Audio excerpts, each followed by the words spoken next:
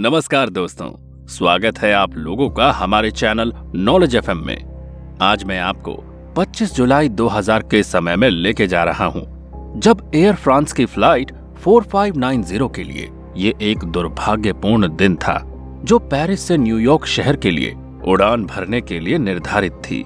लेकिन दोस्तों, ये कोई साधारण फ्लाइट नहीं थी। ये सुपरसोनिक कॉनकॉर्ड प्लेन था, जो एक ऐसा प्लेन था जो साउंड की 2 गुनी स्पीड से यात्रा करता था। साउंड की स्पीड डिपेंड करती है टेम्परेचर पर भी, लेकिन नॉर्मली साउंड की स्पीड होती है 1236 किलोमीटर पर आवर के आसपास, और वहीं एक सुपरसोनिक कॉनकॉर्ड प्लेन की स्पीड थी 2160 किलोमीटर पर आवर। तो आप अंदाजा लगा सकते हैं कि ये प्लेन कितना तेज रहा होगा।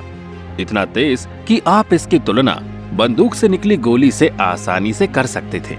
ये अमीरों और फेमस लोगों के लिए एक फ्लाइट थी, क्योंकि कॉनकॉर्ड पर उड़ान भरना स्टेटस सिंबल और लग्जरी माना जाता था। पेरिस से न्यूयॉर्क तक एक राउंड ट्रिप टिकट की कीमत $12,000 थी, और ये 20 साल पहले की बात है। यदि आप इसे आज के दौर से कैलकुलेट करते हैं तो ये आज अप्रॉक्स $20,000 के आसपास खर्च होगा, जो कि भारतीय रुपयों की कीमत के हिसाब से तकरीबन 16 लाख रुपए के आसपास है। खैर, चलिए उस दिन शाम 4:40 पर वापस आते हैं, जब उस दिन कॉनकॉर्ड के टेक ऑफ के दौरान एयर ट्रैफिक कंट्रोलर ने प्लेन के नीचे आग लगी देखी, तो प्लेन उड़ान भरने के लिए रनवे पर तेज गति से आगे बढ़ रहा था। उन्होंने तुरंत पायलट को अलर्ट किया, लेकिन तब तक काफी देर हो चुकी थी। प्लेन रनवे पर अपनी पूरी रफ्तार पकड़ चुका था। अब उसको रोकना संभव नहीं था, इसलिए पायलट ने नियंत्रक को सूचित किया कि वे विमान को अब रोक नहीं सकते। कुछ ही सेकंड में विमान हवा में उड़ गया। पायलट्स ने कुछ इंजनों को बंद करके विमान को संभालने की कोशिश की, लेकिन इसका कोई फायदा नहीं हुआ। एयरपोर्ट के पास हाईवे पर गाड़ी चला रहे लोग प्लेन में लगी आग को देख सकते थे, और ये दृश्य बहुत डरावना था। कुछ ही मिनटों में पायलट्स ने अपना सारा नियंत्रण खो दिया, और विमान पेरिस से 15 किलोमीटर दूर एक होटल से टकरा के दुर्घटनाग्रस्त हो गया। ये एक विनाशकारी दुर्घटना थी, और दुख की बात है कि सभी 100 यात्रियों और 9 चालक दल के सदस्यों ने अपनी जान गंवा दी थी। पर अब सवाल ये था कि आखिर ये क्रैश हुआ कैसे, कि ये कोई आम प्लेन तो था नहीं, और सुरक्षा के लिहाज से भी ये काफी सेफ माना जाता था, क्योंकि इसमें सफर करने वाले हाई प्रोफाइल लोग इतनी महंगी टिकट लेके अपने लिए मौत तो नहीं खरीदेंगे। तो फिर ऐसा क्या हुआ जो इतना सेफ और लग्जूरियस माने जाने वाला प्लेन पल भर में क्रैश कर गया? दोस्तों, इससे पहले कि हम प्लेन क्रैश इन्वेस्टिगेशन की बात करें, हम पहले जान लेते हैं कि क्या था जो सुपरसोनिक प्लेन्स को इतना खास बनाता था, और इनकी शुरुआत कब हुई थी। वेल दोस्तों, सुपरसोनिक कॉनकॉर्ड महज एक लग्जरी विमान से ज्यादा था।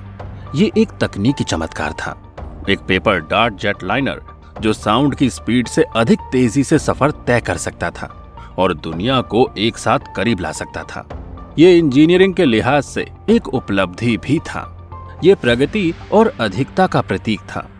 एक जेट लाइनर जो दुनिया को छोटा कर सकता था और आपके ट्रैवल टाइम को घटाकर आधे से भी कम कर सकता था।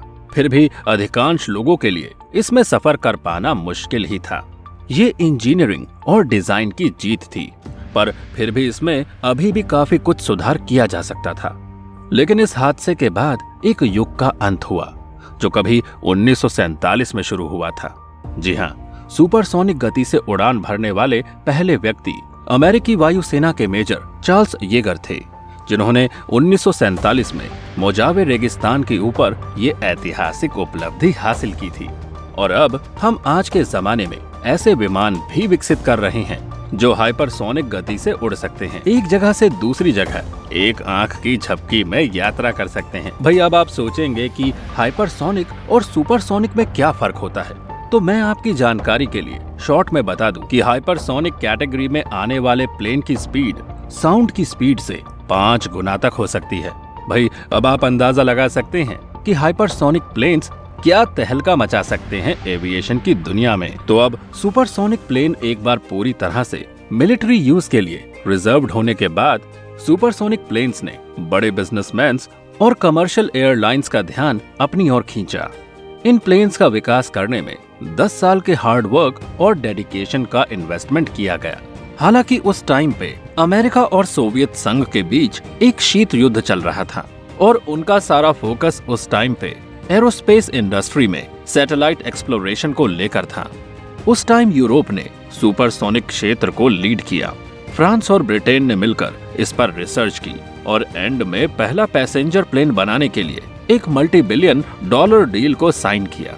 दोस्तों, तो इस प्रकार कॉनकॉर्ड का जन्म हुआ और 2 मार्च 1969 में अपनी पहली उड़ान पर यह दुनिया की पहली सुपरसोनिक उड़ान बन गई, जिसकी टैगलाइन थी अराइव बिफोर यू लीव। केवल 100 यात्रियों के लिए बनाए जाने के बावजूद कॉनकॉर्ड अब बड़े बड़े और खास लोगों में अपना क्रेज बना चुका था। बड़ी और फेमस हस्तियां अब इसमें सफर करना अपनी शान से जोड़कर देखने लगी थी।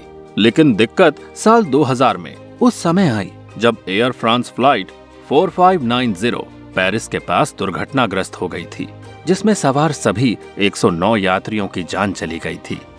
इस विनाशकारी घटना के बाद लोगों का मोह इससे हटने लगा और इसके खिलाफ अब कई तरह के प्रोटेस्ट होने लगे। भाई, सुरक्षा तो एक वजह थी ही, पर अब जितना ईंधन ये अपनी एक उड़ान के लिए खर्च करता था, उससे 4 नॉर्मल पैसेंजर प्लेन उड़ाए जा सकते थे। तो अब एनवायरनमेंट के लिए भी ये अच्छा नहीं था और इसकी उड़ान के रास्ते में आने वाली रिहायशी कॉलोनियों ने भी इसकी उड़ान के दौरान होने वाली आवाज से परेशानी जताई थी।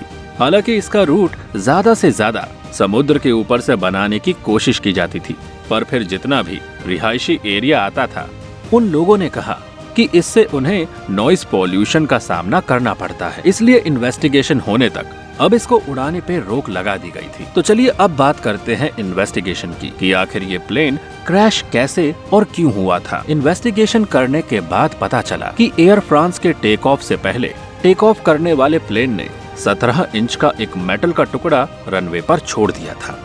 जब एयर फ्रांस की फ्लाइट टेक ऑफ करने के लिए आगे बढ़ी तो मेटल का टुकड़ा टायर से टकरा गया, जिससे ये टूट गया और टेक ऑफ के दौरान टायर कट गया और उसके छोटे छोटे टुकड़े होने लगे, जो प्लेन की हाई स्पीड के कारण लेफ्ट विंग के नीचे की ओर जलने लगे। इससे हाई प्रेशर शॉक वेव होने से फ्यूल टैंक फट गया, जिससे फ्यूल लीकेज होने लगा। प्लेन के पहियों, इंजन और आसपास के फ्रिक्शन की वजह से तेज गर्मी से एक चिंगारी भड़क उठी, जिससे फ्यूल ने आग पकड़ ली और इस वजह से प्लेन में आग लग गई। हालांकि एयर ट्रैफिक कंट्रोलर ने आग पर ध्यान दिया, लेकिन प्लेन को अब रोका नहीं जा सकता था, इसीलिए टेक ऑफ करने के कुछ देर में ही एक होटल से टकरा के ये दुर्घटनाग्रस्त हो गया। दोस्तों, ये घटना दुनिया भर के लोगों के लिए एक झटका था। इस घटना ने कॉनकॉर्ड की इमेज को बर्बाद कर दिया, जिसे इन्वेस्टिगेशन पूरी होने तक एयर फ्रांस और ब्रिटिश एयरवेज ने टेम्पररी रूप से रिटायर्ड कर दिया था। हालांकि कुछ साल बाद कॉनकॉर्ड की उड़ानों को फिर से शुरू किया गया, लेकिन 9/11 की घटना के कारण एविएशन इंडस्ट्री को एक तगड़ा झटका लगा और वैसे भी कॉनकॉर्ड प्लेन के साथ कुछ अपने भी मुद्दे थे। इससे कॉनकॉर्ड के कारोबार में गिरावट दर्ज की गई। अब लोगों में इस प्लेन को लेके पहले जैसा जोश और क्रेज नहीं था और भाई फिर इतनी महंगी टिकट के बाद कोई सुरक्षा की गारंटी नहीं थी, इसीलिए प्लेन की सीटें फिर से पहले की तरह कभी नहीं भर पाई और इनका मेंटेनेंस भी कंपनी के लिए काफी महंगा और सरदर्दी बनता जा रहा था। 2003 में एयर फ्रांस और ब्रिटिश एयरवेज ने अपने कॉनकॉर्ड उड़ानों को परमानेंट रूप से बंद करने का फैसला किया। ये एक युग का अंत था, लेकिन शायद ये प्लेन फ्यूचर के एक नए चैप्टर की शुरुआत थी। 24 अक्टूबर 2003 को आखिरी कमर्शियल कॉनकॉर्ड प्लेन ने आकाश में उड़ान भरी थी।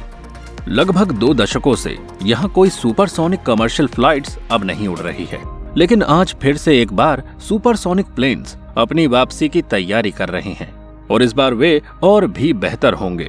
दोस्तों, बूम नाम का एक नया स्टार्टअप सुपरसोनिक विमान बना रहा है और यूनाइटेड एयरलाइंस पहले ही उनसे 15 विमानों का ऑर्डर दे चुकी है।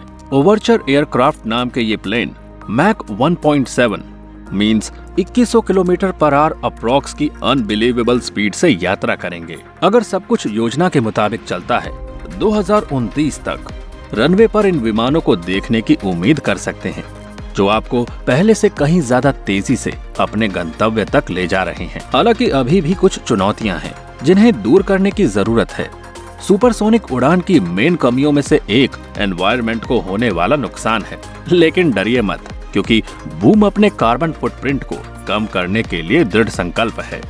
कंपनी ने बायोडिग्रेडेबल मटेरियल से बने केवल टिकाऊ एविएशन फ्यूल का यूज करने का प्रॉमिस किया है और प्लेन्स को शुद्ध जीरो कार्बन एमिशंस मेथड्स का यूज करके बनाया जा रहा है। ओवरचर एयरक्राफ्ट मार्क 1.7 पर उड़ान भरेगा, जो कॉनकॉर्ड के मार्क 2.0 की तुलना में धीमा है।